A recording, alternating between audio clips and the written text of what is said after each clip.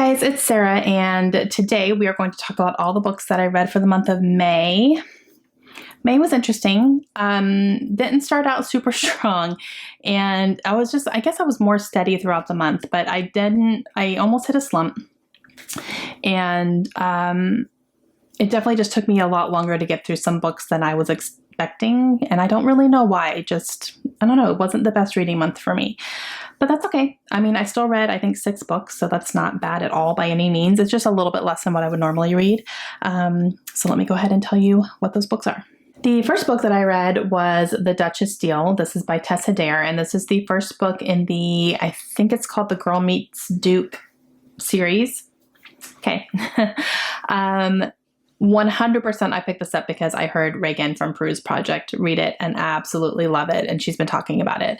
I have heard about Tessa Dare before, and I had heard that her historical romances were pretty good. And when I saw Reagan read it and just become completely obsessed, I was like, okay, I need to give this a shot. So I went to my library and I requested the ebook. So I had to wait for it. There was a little bit of a line ahead of me, but I got it pretty quickly actually still. So that was nice. And I read it and I loved it. It was just, I could not read it fast enough. I read it so quickly and I just ate it up. I loved it. I loved the banter between the two characters. So this takes place, I don't even know like the year time frame, but Duke's Worthing. And so our main characters are Emma and Ash. Ashbury is his name. And he is a Duke. He has gone through some unfortunate circumstances in a wartime situation where it has left his face and part of the top of his body burned, like 3rd-degree burns. He has scarring, all sorts of stuff. So it's really altered his appearance, basically. And because of that, he ends up not getting married to a woman that he was engaged to. They break off their engagement. Now, one day he's in his office, just in his house, whatever. And this woman barges into his office and she is wearing a wedding dress, but it's not his ex-fiance and he has no idea what's going on. And she basically says, I made this wedding dress for your ex-fiance. And because there's no wedding, I'm not being paid for my services and I can't have that. I need that money. I made this dress. I worked tireless hours on it. I want compensation. So he's going, what in the world is happening? And so that is Emma. She is the seamstress who made this dress and wants her money. And so something pops into his head. Now, basically, he is a duke and he needs to produce an heir to his, dukedom or whatever it is that it was called back then. So he was actually kind of on the hunt for a wife anyway, and he was more looking for a marriage of convenience just because, he doesn't have faith that anyone will actually love him because of the way that he looks. So he ends up propositioning Emma and saying, well, if you need money, I got that and I can help you out. Maybe we can help each other out. So they strike up this deal that they will get married in a marriage of convenience. He will produce an heir with her and she will be provided for the rest of her life, basically. So she takes him up on it. You guys, it was so good. And just the banter between these two was so great. She doesn't take any of his crap. And I loved it. And he loved it too. Like he's one of those people where people just, yes, sir, yes, sir, yes, sir, whatever. She wasn't having any of that. So she challenged him, which I think was great. And I wrote down some quotes from it because they were so funny and just you laugh through it. Definitely just the way that they react to each other and the things that they say is just what? So it was great. I loved it. It was a great time. I gave it 5 stars just because my reading experience for it was so great and I loved the characters and I couldn't get enough of it. So yeah, that happened.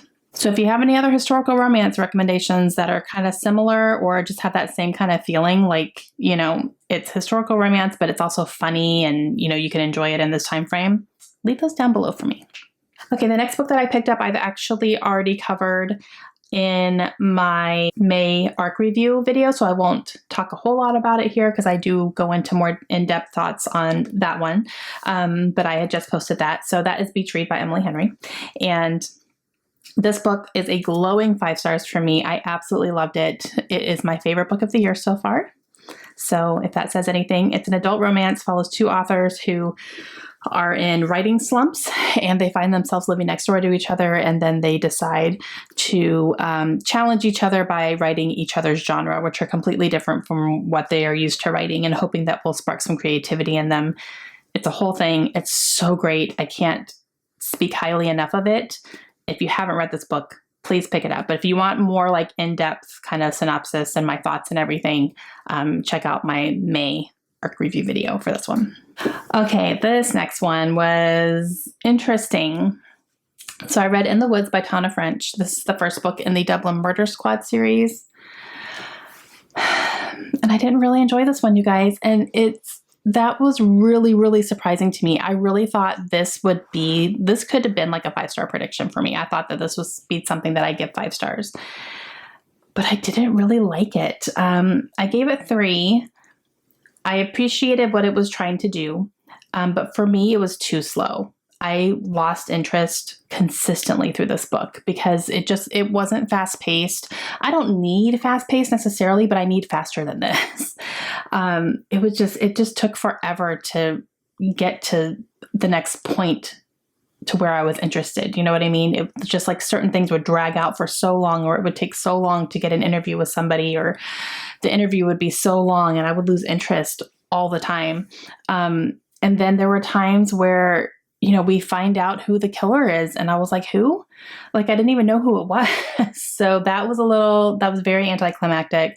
And then, from there, it kind of like, as it really unfolded, I was like, oh, okay, that makes sense. But I don't know. This one didn't hit me right. And I'm not even 100% sure why necessarily. I think it was just so slow. Yeah, I don't know. But I did like the main characters. I liked their chemistry together. I thought it was great. But I don't know. I think it was just too slow for me. I really, really do. And I think it was a little bit more of a character-driven thriller, but I don't like character-driven thrillers necessarily. If it's a thriller, I want to see the things happening, and the things were not happening really quickly. And I was just like, I was a little bored. So I hate that because I really thought this was going to be like something special for me. And it was dark. There are dark topics in here, definitely. But just, I don't know. So, but topics that are in here are, a child is murdered. So there's that. Munchausen by proxy is something that's a little bit of a factor in here as well. And I think that's it that I can think of. Yeah, so I don't know. It was a miss for me, which is unfortunate because I have the whole series and I'm not planning to read it now. So interesting. Okay, and then I picked up a thriller that I did enjoy. Oh my goodness. This was also in my May arc review, so for more details, go watch that. But A Good Marriage by Kimberly McCreight. I loved this one. This one follows a lawyer who is working at a big law firm. She one day gets a phone call from an old law student colleague of hers who she hasn't spoken to in years. And he calls her and he is in jail and has been arrested for the murder of his wife. And he says he didn't do it and he wants her to represent him. So it goes from there. A lot of things are unfolded. The first half of this book was a little bit slow, but the second half was just, I could not read it fast enough. I had to know what was happening and things were being unfolded. I had so many theories happening. They were all wrong. It was fantastic. I loved it. It kept me guessing. And that's what I want in a thriller. And that's what this gave me. So yeah, I gave this one 4.5 stars just because the first half was a little bit slow, but oh my gosh, like I loved it. And then I picked up a book that gave me a major book hangover, you guys. Oh my gosh, I had so many feelings after this book. That is Empire Storms by Sarah J. Maas. This is book number 5 in her Throne of Glass series. And this book, so much happens in this book. This was so action-packed. I was really surprised. And when I finished it, I just went, I think this is my favorite book in the series so far, which was a huge surprise to me. I just wasn't expecting it, I guess. So much happened in this book. I can't go into detail, obviously, because it's book number 5 in a series, but we are still following Selena and what she's going through and things that are happening, and she's with her people, and oh my gosh, it's so good. A lot of battle scenes in this one that were really great. There is a character in here who started out this series as one of my most hated characters, but now I love her and she's one of my favorites, and the things that she did in here just confirmed that, and I loved her in here. Yeah, I can't say anything, but oh my gosh, I finished this book and just went, I don't want to read anything else right now. I want to pick up the next book. And I couldn't because I had some review books to read and I had some other things to do, but oh my goodness, with this, this gave me a hangover. It really did. I spent a day or two like, nothing is going to live up to this. I don't want to pick up anything. It was fantastic. Obvious big 5 stars for this one. Again, I think it's my favorite in the series right now. Still have 2 more books to go, but I cannot wait to pick up the next book now. This was awesome. And then the last book that I read in the month of May is also in my May ARC review, so make sure you go check that out. And that is Date Me, Bryson Keller by Kevin Van Wy. And this one I didn't love quite so much. I gave this one 3 stars. It is I hesitate to say a coming of age story. It's a coming out story. Our main character, Kai, is a closeted gay teen living in California, and he is part of a friend group that one of the more popular boys in school has this thing against high school relationships. And so at a party one night, this topic comes about, and then a dare ends up happening. And his name is Bryson Keller. He is dared to date the first person who asks him out every week, and it's a different person every week. And it's not a real relationship. It's just, there's no physical, nothing like that.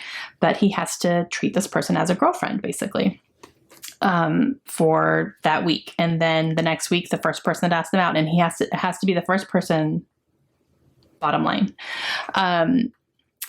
So our main character, Kai, gets the nerve to ask him out and doesn't expect that he would say yes, but Bryson says yes. And from there, a relationship blossoms and ensues.